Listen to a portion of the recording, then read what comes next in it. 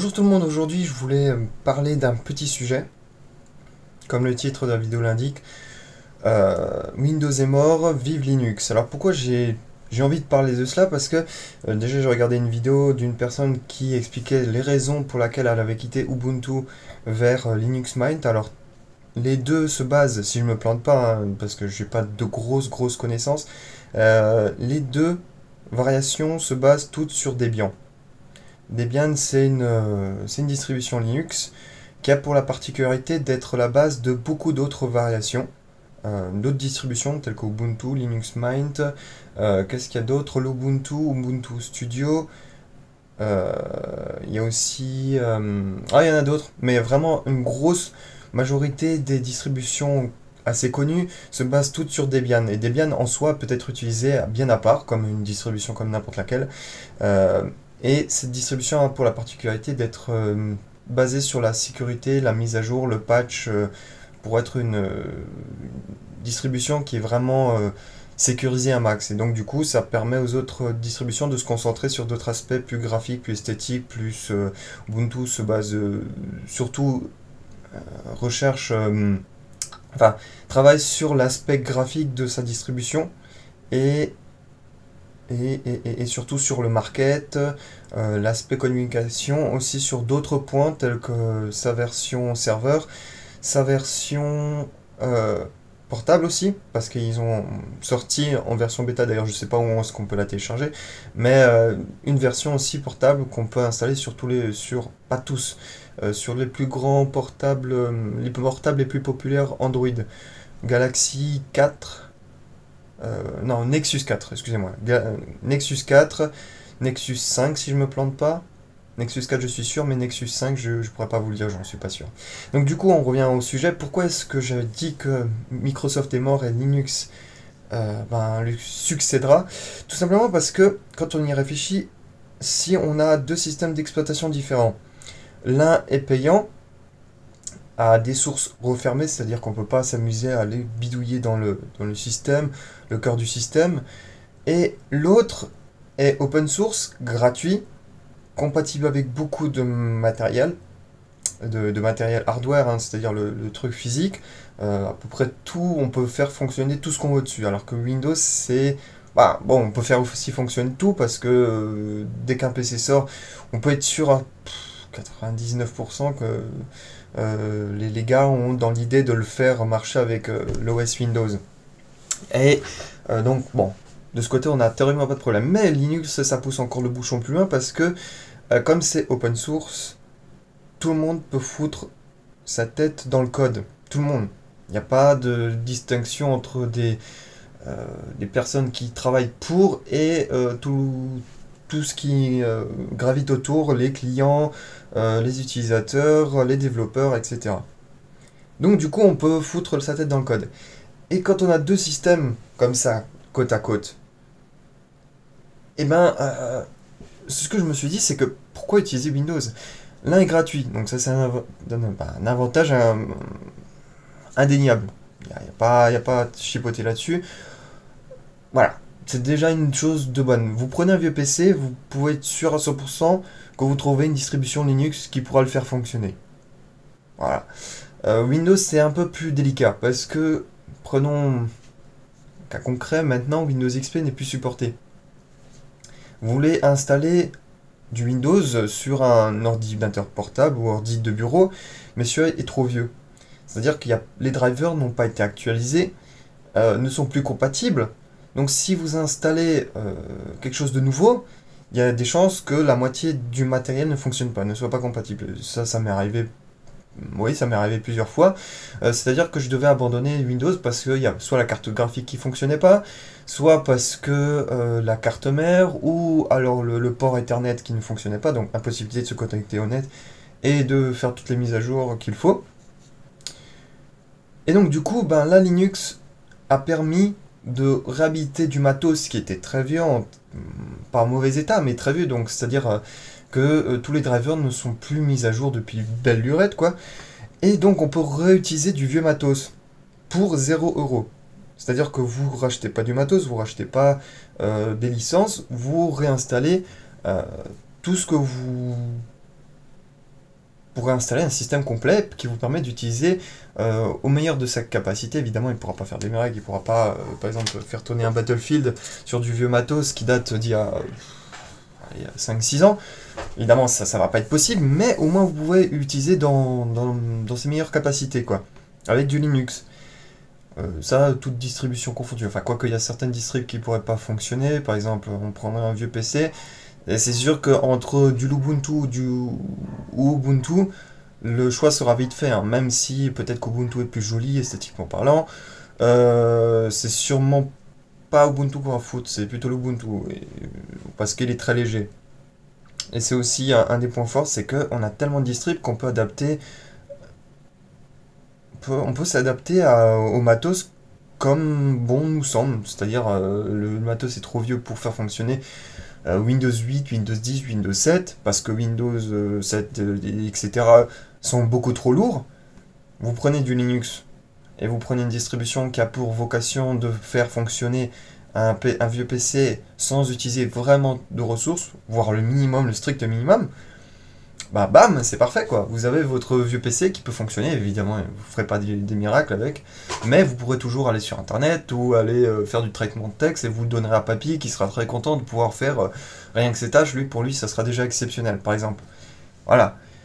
Et avec tout ce que je vous ai dit, légitimement, vous allez vous poser la question au bout d'un moment, bah bordel, pourquoi est-ce que j'utilise un système d'exploitation qui est fermé, qui ne met pas à jour forcément tout son matos, qui nous permettrait d'utiliser des vieux PC, qui n'optimise pas forcément son code pour des vieilles machines, qui est d'autant plus payant, alors qu'à côté on a un système qui est adapté à tout besoin, qui peut faire pratiquement marcher tous les matos existants, qui est gratuit, et qui fait pratiquement tout ce que Windows fait. Honnêtement, il y a très peu de choses qui nous retiennent, enfin qui me retiennent sur Windows, c'est les jeux. C'est-à-dire que vous prenez tous les vieux jeux, enfin ce que j'appelle vieux jeux, c'est tous les jeux qui sont sortis avant 2007-2010. Tout ce qui est sorti avant, quand on regarde les grossissances, il n'y a pas un seul jeu qui est sorti pour Linux.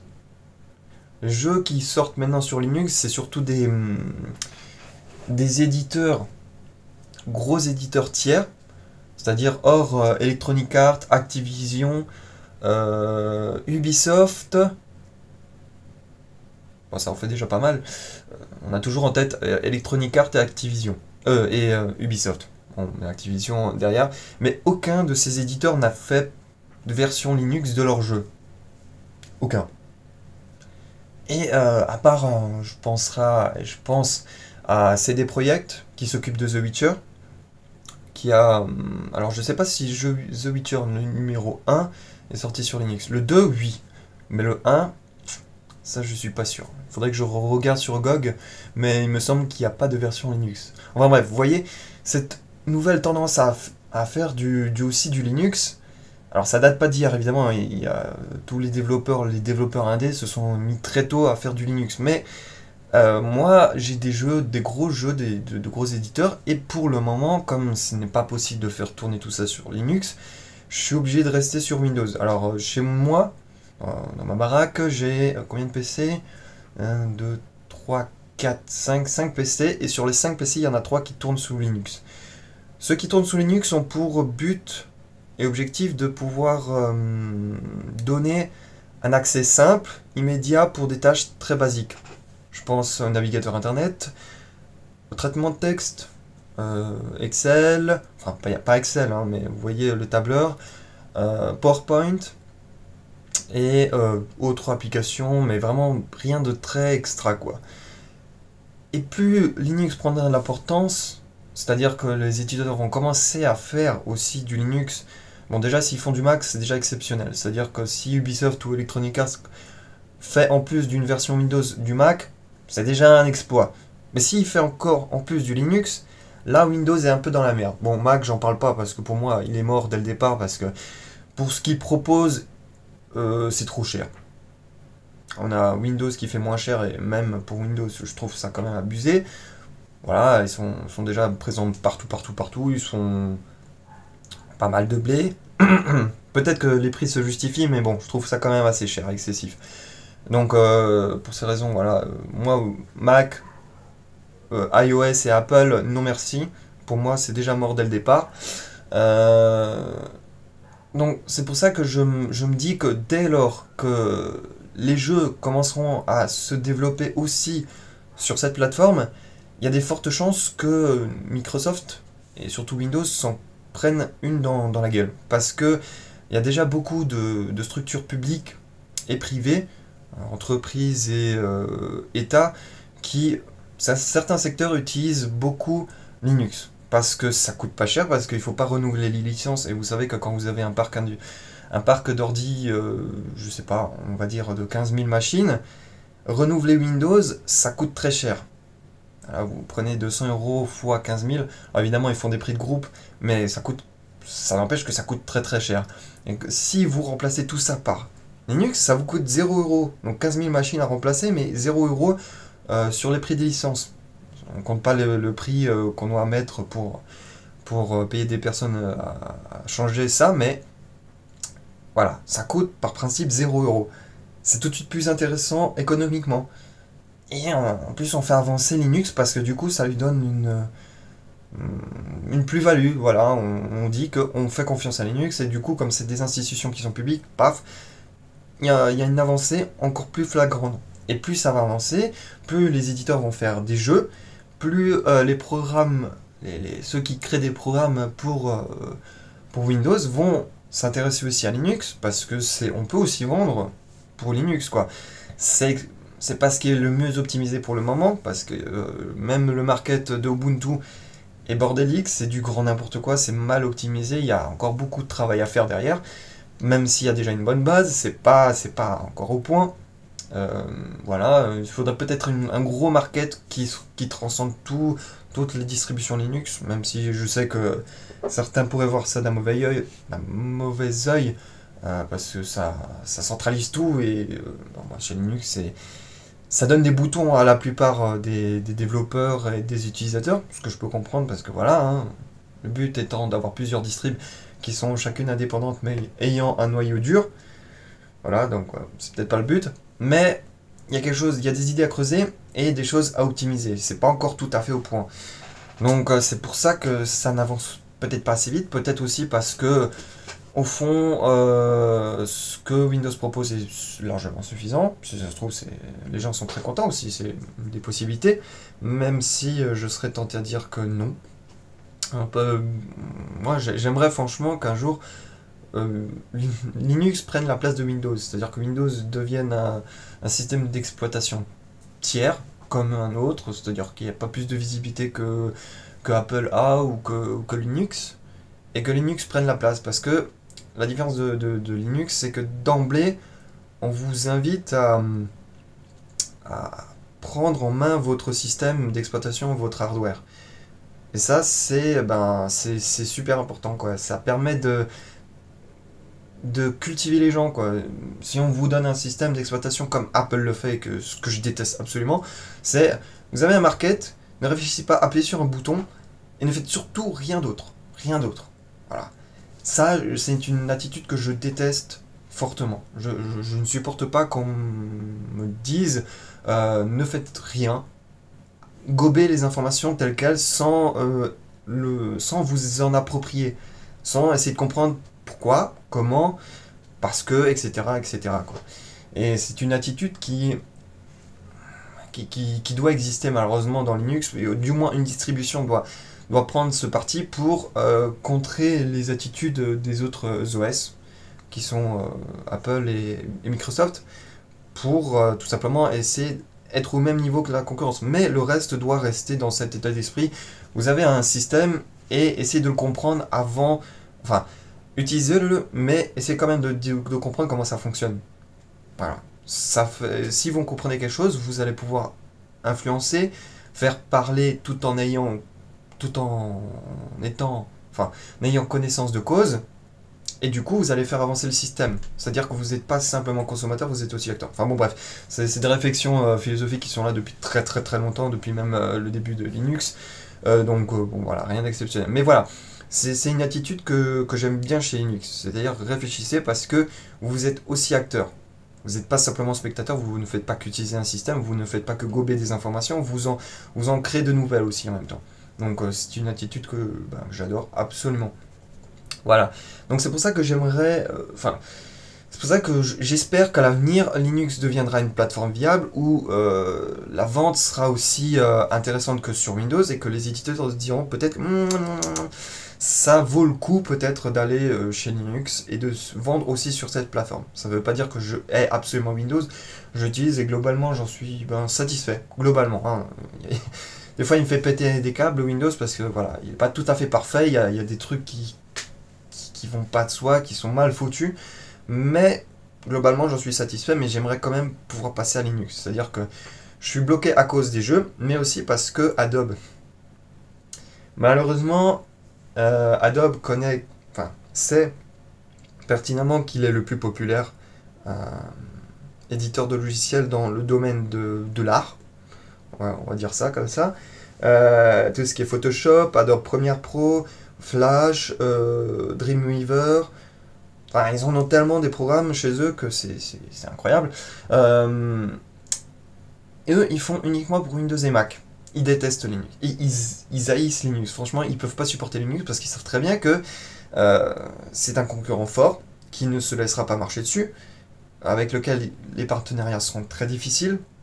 Parce que quand un développeur a la possibilité de programmer son programme avec d'autres copains ou acheter un programme, qui coûte la peau du cul d'ailleurs, le choix est très vite fait, quoi.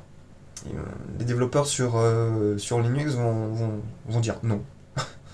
Vont se mettre tous ensemble et commencer à programmer un système d'exploitation qui sera libre, ouvert et gratuit.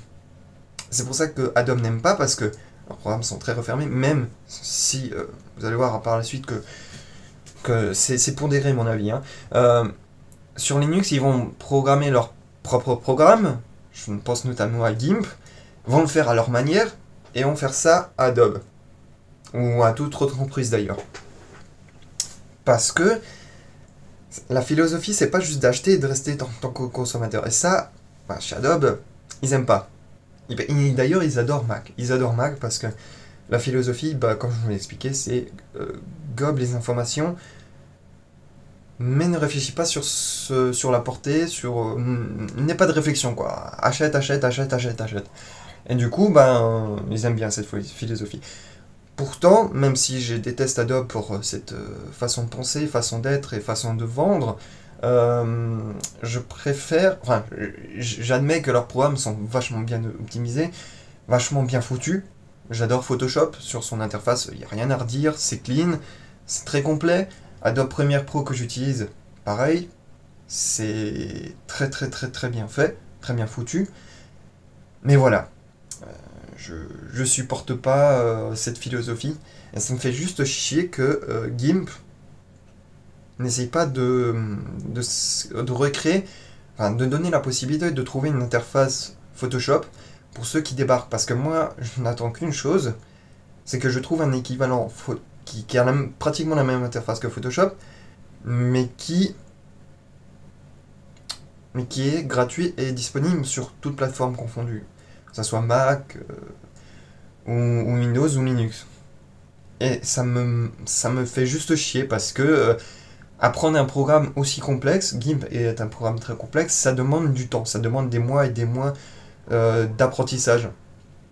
Et c'est tout simplement dommage parce que du coup ça prive GIMP de gens qui ont la volonté, mais qui ne peuvent pas, tout simplement, parce qu'on va pas se remettre en apprentissage pendant encore 3 mois, sachant que GIMP ne va pas être utilisé dans des grosses entreprises.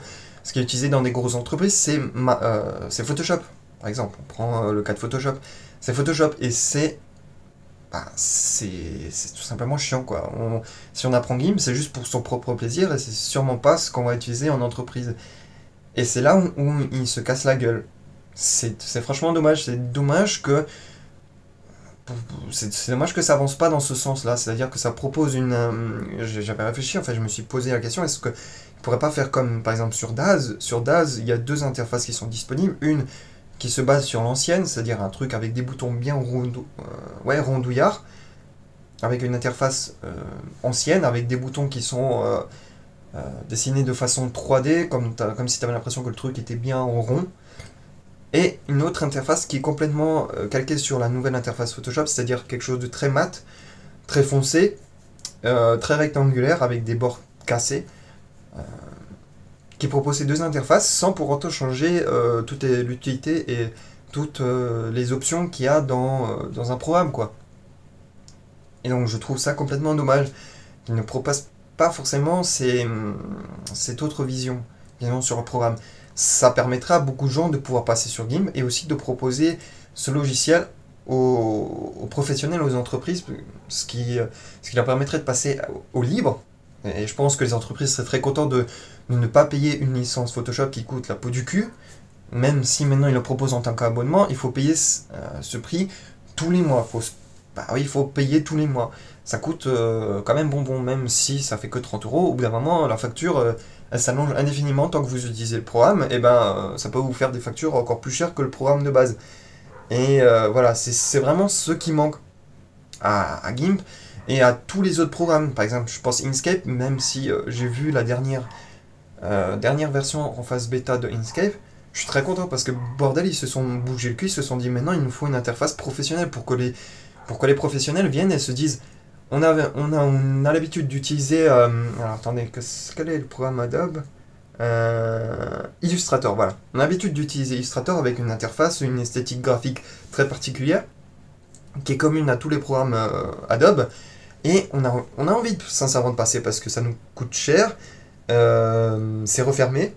Si on a envie je sais pas, de bidouiller le programme, de changer quoi que ce soit, on peut le faire. C'est pas le cas sur Adobe. Même s'ils nous donnent les outils, c'est pas le cas. Et puis on est toujours tenu par les couilles, quoi. On peut pas le faire comme on le veut. Il y a les fichiers, les sources. Quand vous allez enregistrer un fichier sous format EPS ou sous format... je sais plus exactement comment s'appelle le format Illustrator. Enfin bah, bref, ces formats sont propriétaires, c'est-à-dire que vous pouvez pas faire ce que vous voulez avec. C'est pas le cas avec les formats qui sont utilisés par Inkscape. Le SVG, il est open. Vous pouvez en faire ce que vous voulez. Ça permet de donner un pouvoir, de vous donner le pouvoir en fait. Et du coup, je suis sûr que les entreprises ont la volonté, ainsi que toutes les personnes qui sont en train d'utiliser les logiciels d'Adobe, ils ont la volonté de changer, mais comme ils sont habitués, et ça Adobe le sait, ils ne vont pas changer parce que ça demande de nouveau un nouvel apprentissage. Un changement de règles, ça se fait pas en une semaine. C'est pas vous foutez H24 devant un programme et hop, c'est bon, je sais tout. Évidemment, vous savez où à peu près l'interface, comment ça fonctionne.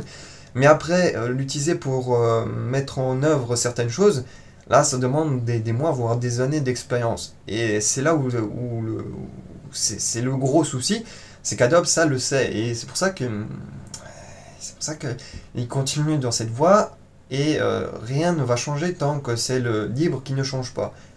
Parce que, évidemment, ceux qui ont le pouvoir ne vont rien changer. Hein. S'ils sont toujours gagnants, bah, ça ne bouge pas. C'est aussi con que ça. Donc, voilà. C'est pour ça que je dis que Windows et tous les autres programmes seront maîtres tant que Linux ne fera pas les changements nécessaires. Tant qu'il n'y aura pas une réunion assez forte et une direction global donné pour tout le libre. C'est vrai que ça peut être dangereux parce que si la direction est donnée et que tout le monde suit et qu'il n'y a pas ensuite il n'y a pas de dislocation au moment où l'objectif est atteint, c'est vrai que ça peut être dangereux. Mais je pense que c'est une chose nécessaire, tout en n'oubliant pas qu'on est dans le libre, c'est-à-dire accepter les idées, mais à un moment se donner une direction unie. C'est nécessaire pour avancer contre ceux qui sont là depuis très longtemps et qui imposent leurs idées. Et ils imposent leurs idées sans que le grand public ne s'offusque. C'est-à-dire, ils se disent pas, au bout d'un moment, ça fait chier, quoi. Tu me dis ce que je dois faire, comment je dois penser, comment je dois utiliser ton programme, j'ai pas envie de l'utiliser comme ça. La plupart des gens s'en foutent. Eux, ils veulent juste un programme qui fonctionne. Et le problème de tous ces logiciels libres, c'est qu'ils ont oublié à qui s'adresse forcément leur logiciel. Est-ce que ça s'adresse aux développeurs qui ont cette philosophie, ou est-ce que ça s'adresse aussi à un public qui, lui, n'a envie que d'une chose, c'est quand c'est d'un programme opérationnel et fonctionnel de bout en bout. Voilà. Et aussi d'une direction globale qu'ils puissent comprendre d'une direction qui soit simple. C'est pour ça qu'Apple est si populaire, même si ça coûte cher, même si le matos n'est pas forcément de qualité. Je parle qualité, c'est-à-dire physique, hein. Le matos, hein. Je vous parle pas forcément d'un écran Retina, ça, on s'en branle, hein, on s'en fout, hein. Moi je vous parle de trucs qui soient solides, résistants. C'est pas de la qualité, parce qu'on sait très bien qu'un iPhone, vous le faites tomber, bim, et il s'explose. Voilà. Donc, Apple est en train de baiser ses clients, pourtant, il y a toujours des clients. On peut se poser la question, pourquoi est-ce qu'il y a des clients? Et tout simplement parce que ils ont une direction très limitée qui permet vite fait de comprendre comment est-ce que fonctionne Apple. C'est-à-dire que quelqu'un qui débarque, qui ne connaît rien à l'informatique, qui a quelques minimums de connaissances, va très vite comprendre Apple et va se dire waouh, c'est formidable, un OS qui me comprend. Bah, effectivement, il a compris qu'on peut enculer le client du moment qu'on explique simplement et qu'on rabâche la même chose de A à Z. Non, de A à B plutôt, parce qu'il n'y a pas de A à Z, il y a de A à B. On lui dit voilà ce que c'est le PC. Voilà à quoi ça va te servir. Voilà ce que tu peux en faire. Et évidemment, on va pas le dire ce que tu peux pas en faire. Mais voilà ce que tu peux en faire. Voilà ce que tu as entre les mains. Regarde ce que je peux regarde ce que tu peux faire avec ça. Linux, c'est pas le cas. Linux, il te dira ce que tu peux faire, mais il te dira aussi il y a plein de choses que tu peux faire. Hein. Mais c'est à toi de le faire. Démerde-toi. T'as le code, t'as les outils pour développer, tu connais les bonnes personnes. Démerde-toi. Un client, enfin, quelqu'un qui débarque, il va se dire oh là, c'est compliqué. Oh là là, oh là là, non, mais j'ai pas envie, hein, surtout pas. Ah non, mais moi je veux un truc bien étroit, bien limité, qui me dise ce que je dois faire, quoi. Ah, j'ai pas envie de réfléchir, c'est chiant de réfléchir. La plupart des gens, c'est ça. Et c'est pas une critique, je suis pas en train de dire que c'est mal, que. Enfin, si c'est mal, mais je suis pas en train de critiquer en disant que. Voilà. C'est la nature humaine, l'être humain n'a pas envie de réfléchir, n'a pas envie d'évoluer, parce que du moment que t'es en vie, que tu peux faire tous tes besoins naturels, et je parle pas d'être libre, la liberté, l'égalité. Non, ça c'est pas des besoins naturels. Moi, je vous parle de besoins. C'est manger, pisser, dormir, baiser, se reproduire, etc. Les besoins stricts, basiques. Ça, voilà. Et en gros, si on remarque bien, c'est la même chose. Apple a créé des besoins basiques dans l'informatique. C'est-à-dire, elle a dit, avec Apple, vous allez pouvoir écouter de la musique. Avec Apple, vous allez pouvoir regarder des films. Avec Apple, vous allez pouvoir créer tout un tas de choses musicales. Mais il n'y a pas un moment où vous allez dire, mais si vous voulez quelque chose de supplémentaire, faudra vous le développer. Apple prend le pouvoir en disant, laissez-nous, on va s'occuper de vous. Alors que Linux, il prend le truc et dit, tiens, tu t'occupes de toi-même, démerde-toi de ta gueule. Voilà. Si t'as envie d'un truc, tu le fais toi-même. Voilà. C'est pour ça que Linux a du mal à percer, parce que c'est sa façon d'être qui pose problème. Il faudrait qu'à un moment, Linux fasse bon, on garde tous les développeurs à côté, et nous, on va se recentrer pour le grand public. C'est-à-dire qu'on va amener le grand public dans un SaaS, et une fois que lui sera prêt, on ouvre le SaaS vers la vraie philosophie de Linux. C'est-à-dire, on vous donne des outils, et démerdez-vous pour créer ce que vous voulez. C'est un peu comme cette phrase de réflexion. Je manque le mot exact. On ne donne pas à quelqu'un qui a besoin de manger un poisson. On donne une canne à pêche. On lui apprend à pêcher. Parce que au moment où nous on se casse, lui il va pas mourir de faim. On va pas créer une dépendance. C'est ce qu'a fait Apple. Apple a créé une dépendance. Linux ne crée pas de dépendance. Demain vous voulez quitter Linux, pas de problème. Vous cassez, hop, et vous trouverez quelque chose d'autre. Vous aimez pas cette distribution, pas de problème, il y en a plein d'autres. Par contre, vous aimez pas Windows, est-ce qu'il y a une autre version de Windows, je sais pas, DOR numéro 4, ou je sais pas, Wall numéro Wall Vista, ou un truc comme ça? Non, que dalle. Il y a un système d'exploitation, il travaille sur un système à chaque fois, et le suivant remplace le précédent. Le précédent est effacé au profit de celui qui arrive, et qui est unique. C'est-à-dire, même si les autres se supportaient, ils ne sont plus supportés activement. C'est-à-dire que c'est celui actuellement qui est en vente, qui est supporté parce qu'il y a du fric. Et chez Linux, c'est différent. Vous aimez pas cette distrib, vous quittez cette distrib, vous allez vers une autre. C'est la philosophie de cette distribution ne vous plaît pas, vous allez voir une autre. L'interface ne vous plaît pas, vous allez voir une autre. ou changer. Et vous interchangez autant de fois que vous voulez. Vous pouvez installer, vous avez même des bases communes, vous en avez, il y a des développeurs qui travaillent, enfin bref, ça s'entrecroise chez Linux. Et chez Apple et chez Windows, c'est pas le cas. Parce qu'ils essayent de simplifier, parce qu'ils savent très bien que la masse n'en a strictement rien à foutre de la philosophie. Eux, ce qu'ils veulent, c'est juste consommer. Et consommer pour être heureux. Pour être, enfin, pas heureux, mais survivre. Pas vivre, survivre. Ils veulent juste un truc qui leur fasse leur truc, leurs petits besoins, voilà. Donc, du coup, ce qu'il faudrait, c'est vraiment recentrer. Je sais que je me répète 50 fois, je balance 50 arguments pour répéter la même chose, mais ça me semble d'une évidence importante. C'est-à-dire que même si c'est vrai que Ubuntu fait ce que je suis en train d'expliquer, c'est-à-dire qu'il y a une distrib qui essaie de centraliser tout, qui essaie de faire quelque chose de très simpliste pour vraiment faire une percée chez les concurrents, parce que on peut pas attaquer quelqu'un sur un autre territoire. Il faut bien être sur le même terrain que lui. Hein, il faut obéir aux mêmes règles qu'il a établies. C'est-à-dire que Windows a établi que c'est comme ça. On réfléchit. Apple a dit que on se limite à très peu de choses pour que ça se vende bien. Plus c'est simple, mieux ça se vend. Eh ben, Linux, ou une distrib, et c'est ce que fait Ubuntu, on limite un maximum de choses de telle manière à ce que le grand public découvre Linux par notre biais. Et je pense qu'effectivement, c'est une bonne chose.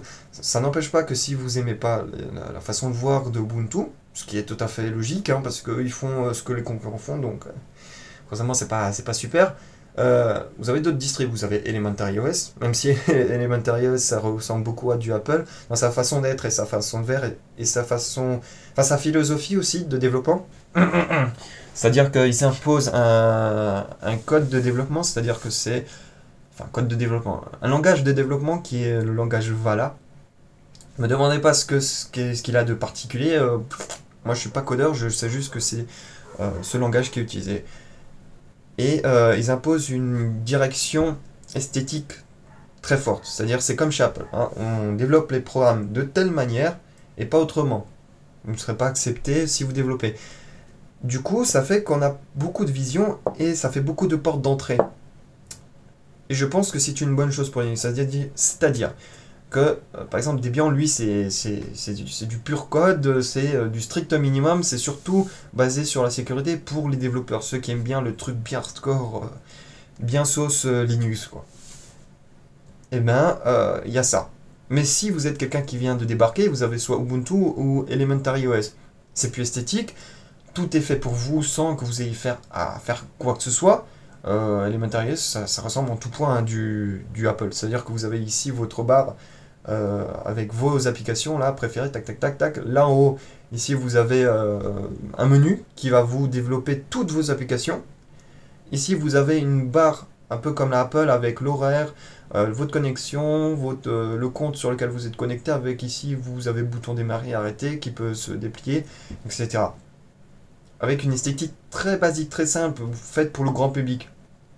Et je pense que c'est une distrib d'ailleurs qui va prendre beaucoup d'ampleur très rapidement. Déjà, elle a une bonne réputation dans le monde de Linux. Pour ceux qui bidouillent et qui signent plein de distributions, beaucoup de gens connaissent cette distribution parce que effectivement, elle ressemble en tout point à du Apple. Alors, je parle pas de PireOS parce que lui, c'était une copie conforme. Elementary OS, ça prend essence sur du Apple, mais ça ne copie pas totalement, parce que déjà, ils vont avoir des problèmes de droit, mais aussi parce que ça essaye de garder ce qu'il y a de mieux chez Linux et de prendre ce qu'il y a de mieux chez Apple pour faire quelque chose d'hybride, un peu entre les deux.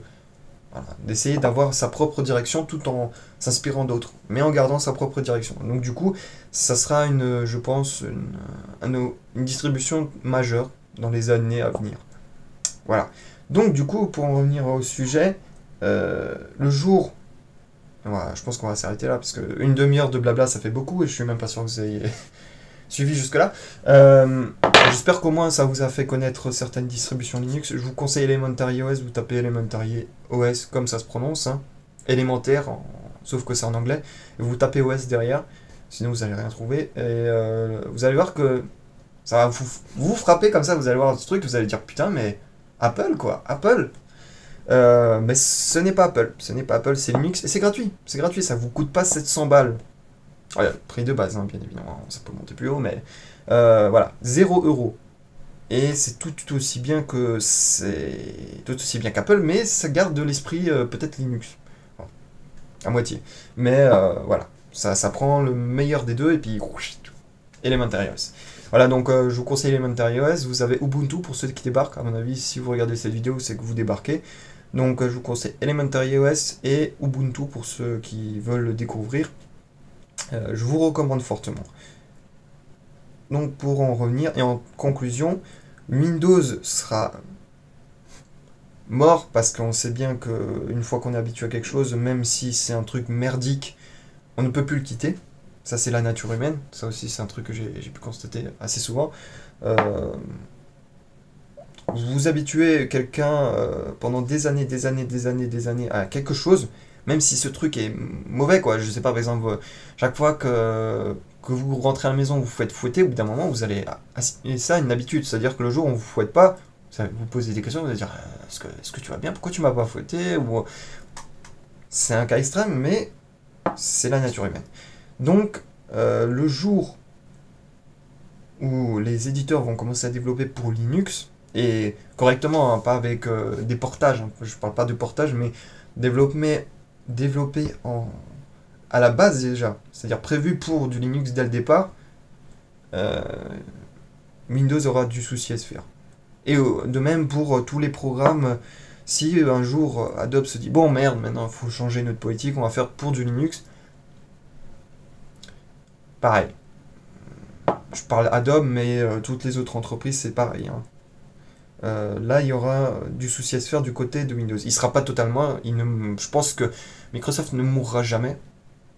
Il ne va pas jamais mourir. Par contre, il va régresser au point très très bas. Un point très bas. Mais ne mourra jamais. Parce que voilà, il y a la fidélité. Et puis parce qu'il y a quand même des choses très intéressantes chez Microsoft. Tout n'est pas acheté, comme partout. Il y a des choses bonnes et des choses mauvaises. Voilà. Donc, Windows est mort. Vive Linux.